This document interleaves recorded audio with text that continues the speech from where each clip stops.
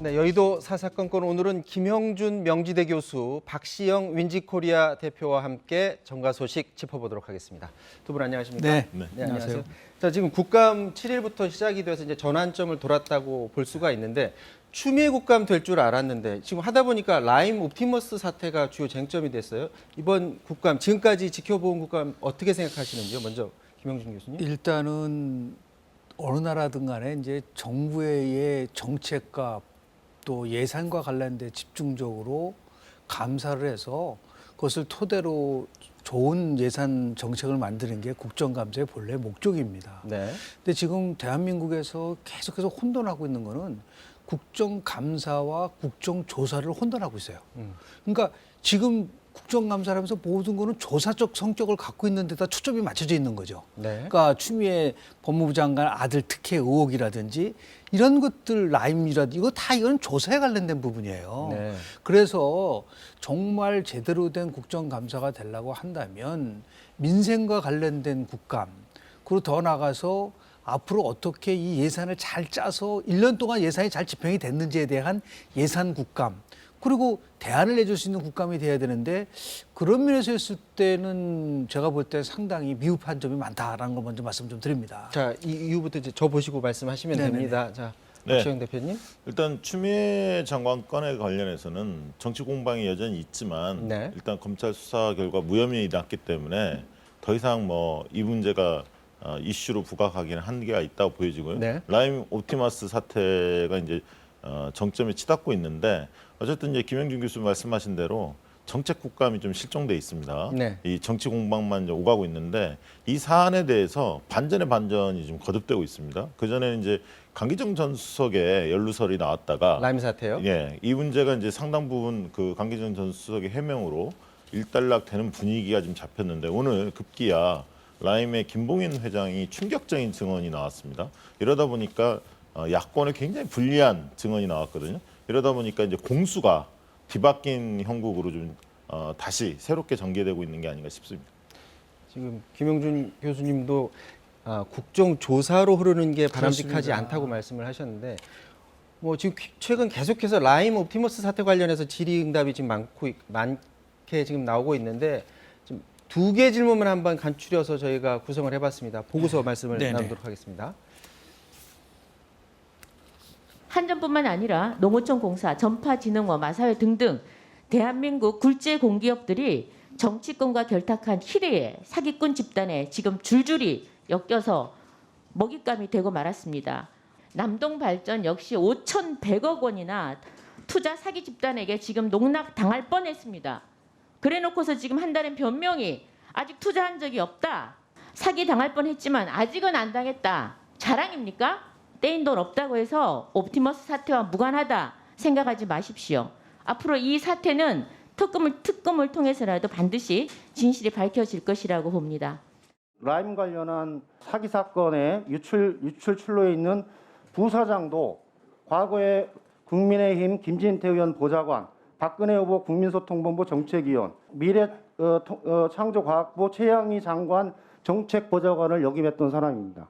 라임 옵티머스 사건의 핵심은 무슨 정권의 누구를 통해서 이런 사안이 아니라 라임 옵티머스의 상품을 설계하고 그것을 판매한 그 속에서 드러났었던 금융 감독 체계와 상품 선택과 결정 그리고 그 이후에 감독 체계 그리고 그 금융 소비자에 대한 보상 이런 전체적인 차원으로 보면서 사모펀드를 활성화하기 위해서 2018년 그 자본시장법을 바꾸면서 활성화했는데 본래 목적을 벗어난 형태로 이 상품을 계획하고 했던 라임과 옵티머스의 책임자들이 제가 보기엔 책임지는 것이 분명하고.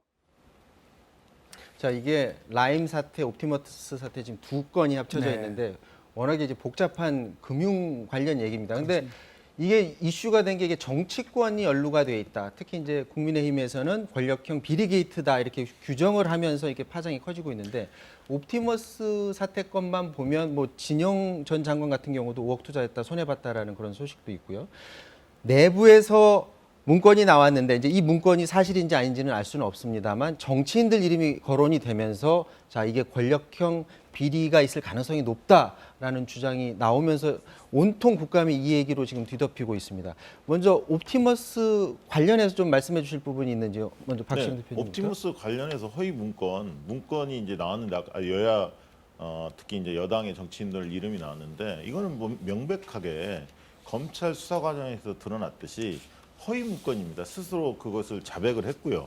검찰에도 확인한 사안입니다. 그럼에도 불구하고 이제 문건이 이제 돌아다니면서 뭐 강기정 그 전 수석 의혹들도 뭐 나오고 그랬었는데 옵티머스는 특히 이제 뭐 최동욱, 이현재 이런 분들 이름이 나오지 않았습니까? 네. 그런데 지금까지 드러난 사안들을 보면은 이게 지금 그 전체적으로는 권력형 비리라고 보기 굉장히 어렵습니다. 나임도 진술들이 지금 계속 바뀌고 있고요. 김봉현 회장 같은 경우는 오히려 야당의 유력 정치인들한테 억대 로비를 했다. 현직 검사한테도 돈을 뿌렸다. 그리고 강기정 전 수석에 대해서는 오히려 자기의 변호사, 과거 우병우 사단의 실세라고 일컬어지는 그 변호사가 회유했다. 왜냐하면 거짓 자백을 하면 당신 보석으로 풀어줄게.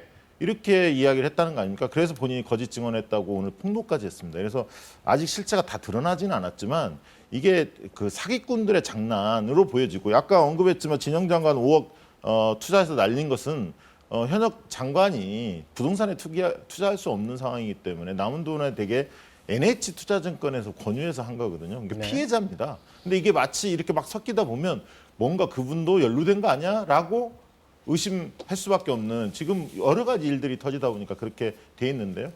사실은 오히려 간명하다라는 느낌이 듭니다. 사모펀드의 허점을 파고든 사기꾼들의 농단이다. 그리고 이 부분에 대해서는 여야 가릴 것 없이 수사를 해야 하는데 현직 즉 검찰 수사도 향응을 받았다는 증언이 지금 나오고 있습니다. 그래서 결국은 법무부 자체에서 감찰을 해야 하지 않을까 그런 생각도 듭니다. 네, 김영준 교수님. 실질적으로 이제 핵심은 이제 금융 사기냐, 네. 아니면 권력형 게이트냐를 가지고 그렇죠. 좀 충돌하고 있지 않습니까? 근데 권력형 게이트가 되기 위한 여러 가지의 조건들이 좀 있어요. 우리가 보통 말하는 권력형 게이트라는 거는 대통령 또는 그렇죠. 대통령의 친인척이나 힘 실세가 있는 개입을 사람들이 해서 관련이 돼 있어야 돼요. 실질적으로 사적 이익을 도와주는 거가 됐을 때 게이트를 네. 보통 이제 권력형 게이트라고 얘기를 하고 있지 않습니까? 현재 나와 있는 거는 이제 금융 사기로 시작했었던 부분들이 있는데 이게 앞으로 조사를 통해서 이게 권력형 게이트로 비화될 수 있느냐 없느냐라는 게 아마 최고의 관건이라고 좀 보는데 두 가지 면에서 보면은 관심이 있어요. 첫 번째는 대통령이 이례적으로 이 부분에 대해서 성역 없는 수사를 지시를 했잖아요. 네. 그렇다고 하면 이게 권력형 게이트라고 한다고 하면은 그렇게 쉽게 그런 결론을 내리기가 어려운 부분들도 있기 때문에 네. 아마도 지금까지 나온 여러 가지 정황으로 보면은 금융사기에 가까울 가능성은 높으나 이건 홍익표 지금 의원도 그렇게 얘기를 했잖아요. 본질은 금융사기지만 이게 진행 속도에 따라서는 권력형 의혹이 비리로 갈 갈 수도 수도 있다. 있다라고 얘기한 부분들이 있습니다. 그래서 성역 없는 수사가 되기 위해서는 지금 뭐 여러 증술에 의하면 현직 검찰 쪽도 관련된 사람도 나오고 등등이 네. 있기 때문에 이걸 정말 성역 없는 수사가 되기 위해서는 무엇을 해야 되느냐. 그러니까 특검도 나오고 뭐 등등 다른 특수부를 만들어서 해야 되냐 이런 부분이 나와 있는 부분들이 있기 때문에 네. 여하튼 이것을 빠른게 이거는 해결이 돼야 된다고 봐요. 왜냐하면 자꾸만 늦어진 이유가 네. 이게 혹시 권력이 개입을 해서 수사가 늦어진 게 아니냐라는 의혹을 받으시는 부분들 분명히 있기 때문에 네. 조속하게 검찰이 빨리 수사를 해서 이 부분에 대해서 명명백백하게 밝히는 것이 일차적으로 중요하고 그래서 만약에 검찰 수사 결과가 미흡하다고 하면 그 다음 단계는 자연스럽게 국회 차원에서의 뭐 조사라든지 특검이 있을 수가 있겠는데요. 이걸 바로 특검을 가자라고 하기에는 아직까지 실체에 대한 접근이 더욱 필요할 거라고 저는 봅니다. 박시영 대표님 네. 동의하시나요? 먼저 검찰에서 조사를 하는데 빨리 그 결과가 나와서 그 결과를 가지고서 국회에서 국정조사를 하든 특검을 하든 그 이후에 논의를 하는 게 어이, 바람직하다. 당연히 동의하죠. 동의하고 지금 검찰 내부에서도 이 연루된 분들이 있기 때문에 네. 아까 제가 얘기했듯이 법무부 감찰도 반드시 필요하다 그런 생각 갖고 있습니다. 그러니까 검찰이 연루됐다라는 내용이 증언이 최근에 지금 나왔는데 네. 그러면 검찰 조사에만 그냥 현 상태에서 놔둬서는 또 안 될 일일 수 있지 그렇습니다. 않나요? 예. 그러니까 그런 면에서는 그럼 동시에 진행이 돼야 된다. 예, 왜냐하면 그 변호사가 회유했을 때 강기정 전 수석을 네. 그렇게 이야기를 합니다. 강기정을 잡아주면 윤석열 총장한테 보고한 후에 보석 재판을 약속하겠다. 네. 이런 식으로 회유를 하거든요. 이제 그런 어떤 증언이 오늘 나왔기 때문에 이 부분들에 대한 감찰이 필요하다는 거예요. 그리고 눈살롱 이런 데 데려가서 검사 3명한테 향응을 베풀었다. 이런 주장도 나오고 있거든요. 근데 그 중에 한 명은 지금 라임 사태 수사팀에 합류돼 있다.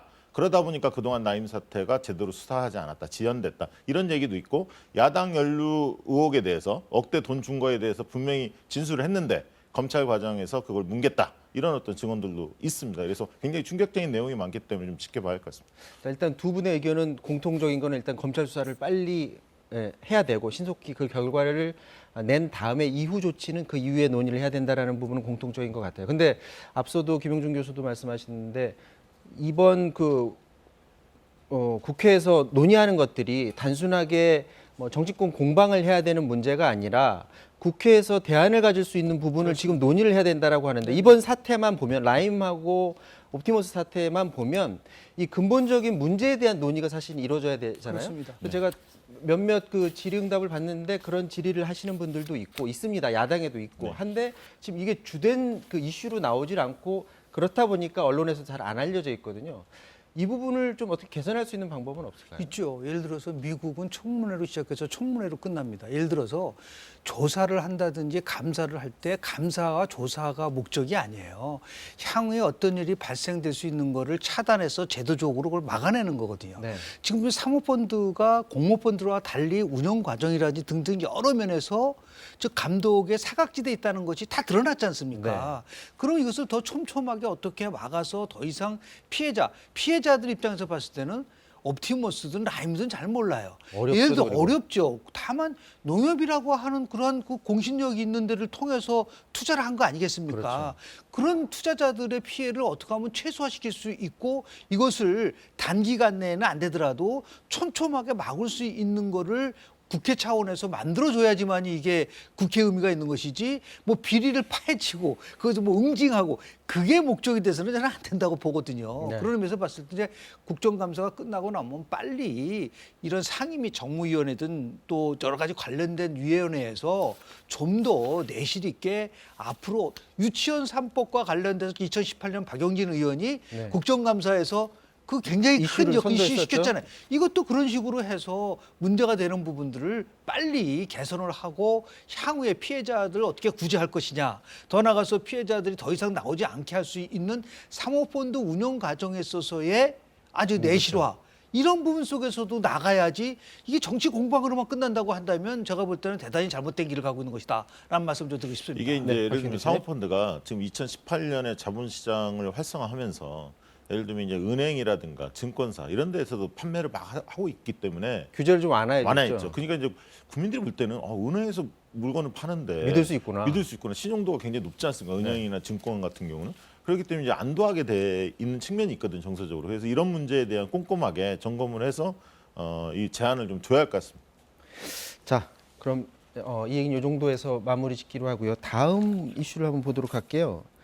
지금 어제 며칠 전유 국감 자료 공개만으로 여론을 뜨겁게 달궜던 사안이 있었는데 바로 나경원 전 의원 아들의 논문 의혹 관련해서 서울대에서 관련된 정보를 공개를 했는데 박시영 대표가 이게 이번 국감에서 가장 눈에 띄는 부분이다라고 말씀하셨다고요. 네, 지금 이제 나경원 전 의원의 아들 의혹건에 대해서 따님하고 아들 의혹건에 대해서 이제 수사가 이루어지고 있지 않습니까? 검찰 수사가 이루어지고 있는데 사실 이 문제에 관련해서 나경원 의원 또 시민단체가 그 부분에 대한 의혹을 제기한 시민단체를 고발을 했었거든요. 고소를 했었는데 무혐의 판결 났고요. 이러면서 이제 공방들이 많은데 그동안에 서울대 연구진실성위원회가 이 조사를 했는데 결과를 발표를 안 했습니다. 네. 이게 처음으로 공개된 겁니다. 어떤 결과가 나왔는지.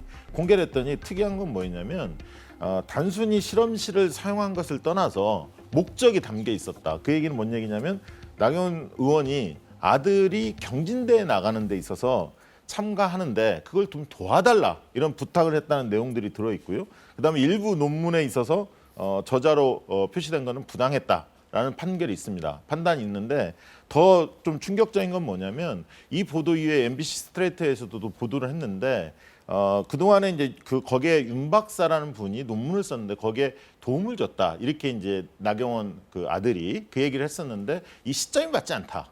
그러니까 뭐냐면 논문을 쓸 때 시점을 지나서 실험실을 이용했다. 이런 어떤 증언 내용들도 나오고 있습니다. 그래서 검찰 수사를 좀 지켜봐야 할 것 같지만 어쨌든 나경원 전 의원이 이 사안을 접하면서 굉장히 지금 시민단체와 언론사를 대고 본인들을 고발했던 단체들에 대해서 굉장히 거센 항변을 하고 계시는데요. 좀 국민들한테 송구스러운 자세를 좀 낮추고 그런 모습을 좀 보일 때가 아닌가. 내로남불의 전형 같은 느낌이 좀 듭니다. 김영준 교수님 이 이슈도 좋고 이번 국감 지켜보면서 이 부분이 굉장히 좋았다라든지 그런 부분이 혹시 있을 수 있을까요? 실제로 보면은 뭐 이번 국감은 절대적인 여당이 국회를 지배하고 있는 상황이었기 때문에 네. 상당히 나름대로 뭐 추미애 국감으로 갈 것이다라고 얘기를 했는데 제가 이제 아쉬운 부분은요. 네. 조금 전에 말씀드린 2018년도에 당시 박용진 의원이 국감에서 유치원 비리 사건을 터뜨렸지 않습니까? 그 당시 박용진 의원은 집권당이었어요. 그러니까 집권당에도 불구하고 무엇인가 잘못된 부분들에 대해서는 적극적으로 문제 제기도 하고 그렇게 해서 개선을 가져가야 되는데 지금 여당 같은 경우는 마치 모든 것을 방어하는 이 방탄 국감에 대한 부분들에 대한 부분들이 있어서 좀 아쉬운 부분들도 있고요. 네. 또 하나 지금 야당의 경우는 보면은 아무리 103석이라고 적다 하더라도 국감은 실질적으로 야당이 굉장히 주력해서 자신의 실력 발휘를 할 수 있는 부분들이 있는데 지금 야당은 그런 부분 쪽에서는 없어요. 오히려 지금 6개 의석만 갖고 있는 정의당에 있는 의원이 지금 어느 면에서 봤을 때는 뭐 삼성전자에 있는 분이 국회를 막 취재들이 그렇죠. 가고 이런 부분을 국감을 통해서 밝혔다든지요. 산재 보호를 위해서 이분을 뭐 옷도 이렇게 입고 나오면서 이 부분에 대해서 이 노동자들의 보호에 대한 부분들을 얘기를 해주던다. 아니 의석이 6개밖에 없는 이 정당 내에서도 이렇게 활동을 하고 있는데 어떻게 야당에서는 그런 것이 없이 그냥 뭐 예를 들어서 뭐 추미애, 옵티머스 물론 다 중요하죠.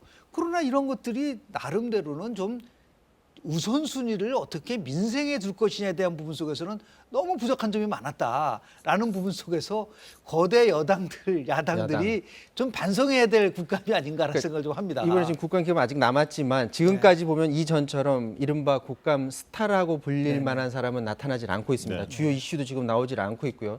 자, 그런데 이제 국민의힘 같은 경우에는 박덕흠 의원 지금 환노위로 지금 옮겨진 네. 상태인데 본인하고 본인 가족 관련 의혹 지금 혹시나 뭐 질의가 나올지 이런 부분을 걱정하는지는 모르겠지만 지금 국감에 지금 나오질 않고 있다고요. 지금 안 나오고 있고요. 앞으로도 나오지 않을 가능성은 상당히 높습니다. 왜 왜냐하면 그렇다고 보십니까?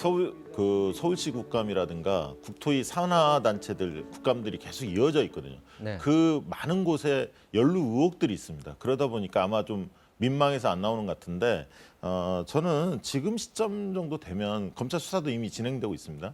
본인이 양심 고백을 좀 해야 할 타이밍이 아닌가. 너무나 천문학적인 숫자들이 나오고 있지 않습니까? 네. 그래서 좀 박덕흠 의원이 좀 전향적으로 임해한다는 생각이 좀 들고요. 그리고 차제 이해충돌 방지법이라든가 관련된 국회법 개정에 지금 이제 물꼬를 좀 트고 있습니다. 그래서 이 부분이 이번 국감에서 굉장히 중요한 어떤 이슈가 될 거라고 저는 봅니다. 네, 저희 프로에 국회의원을 좀 출연을 시키고 싶어도 네. 국감 때문에 못 오는 분들이 굉장히 많거든요. 이렇게 근데 마련된 자리를 본인이 나가지 않고 하는 이런 행태는 어떻게 바꿀 수 있을까요? 그 직무유기죠. 그런 게 바로 국회 윤리위원회에서 제대로 지적을 하고 문제가 있으면 증거를 해야죠.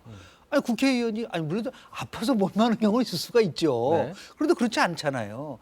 그래도 조금 전에 말씀하신 것처럼 박 대표님 말씀하신 것처럼 원래 김영란법이 만들어질 때는 청탁 방지법과 더불어서 이해충돌 방지가 핵심적 사항이었었어요. 김영란 당시에 권익위원회 위원장이 내가 핵심적으로 둔 거는 이해충돌 방지였었는데 그게 지난번에 싹 사라지고 빠졌다는 부분들이 있기 때문에 이번 기회에 그 부분을 강화시킨 것과 더불어서 저는 국회 윤리위원회를 누차 강조를 하지만은 이제는 의원들을 징계하는 데 대해서는 안 된다. 네. 국회 윤리위원회의 과반수 이상을 외부 전문가로 두고 거기서 나온 결과는 국회에서 3분의 2 이상이 찬성하지 않으면 그대로 따라가게끔 할 수 있는 강력한 국회 윤리위원회를 만들어서 이런 부분에 대해서 잘못한 부분을 징계할 수 있는 제도적 장치도 저는 만들어내야 된다고 저는 봅니다. 그러니까 윤리위가 제대로 작동할 수 있게끔 그 구성을 해야 된다라는 그렇습니다. 말씀인 네. 것 같고요. 자, 화제를 바꿔서 내년 재보선 얘기 좀 해봐야 될 것 같습니다.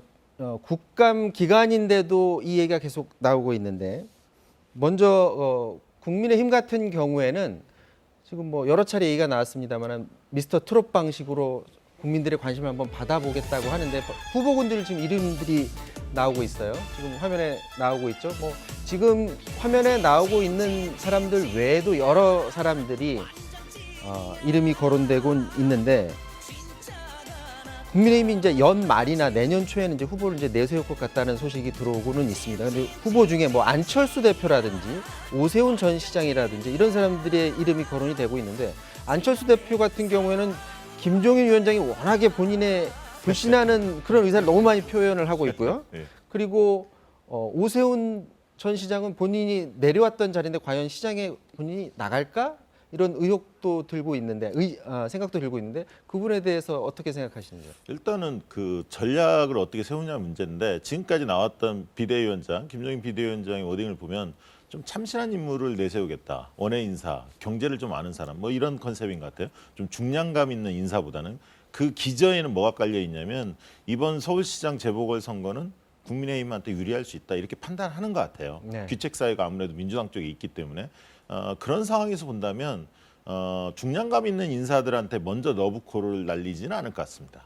참을성 있는 인사들 조금 중량감은 떨어져도 그분들을 띄워줄 수 있는 경연 방식을 통해서 흥행몰이를 해보겠다는 거고 만약 오세훈 전 시장은 또 대선을 염두에 두고 계시거든요. 그래서 대선이 여의치 않는다면 서울시장로 행보를 옮길 수도 있지만 네. 지금 뭐 국민의힘 주자들 중에서 오세훈 전 시장과 비견해서 더 뭐 지지율이 많이 나오는 후보가 특별히 있는 게 아니기 때문에 본인으로서는 해볼 수 있지 않을까. 지금 시점에서는 대선을 쉽게 포기하지는 않을 것 같습니다. 지금 서울시장 같은 경우에는 그 성추행 의혹 사건도 있기 때문에 아무래도 여성 후보가 좀 더 유리하지 않을까 그런 생각도 드는데 어떻게 보십니까? 2006년도 당시 야당에 있었던 한나라당의 서울시장 후보는 박진, 맹형규 그리고 홍준표 3인 제도로 구축돼 있었어요. 아, 그래요. 그런데 벼랑간 오세훈 당시에 전 의원이 혜성같이 등장해가지고 네. 결국 경선에서 이긴 겁니다.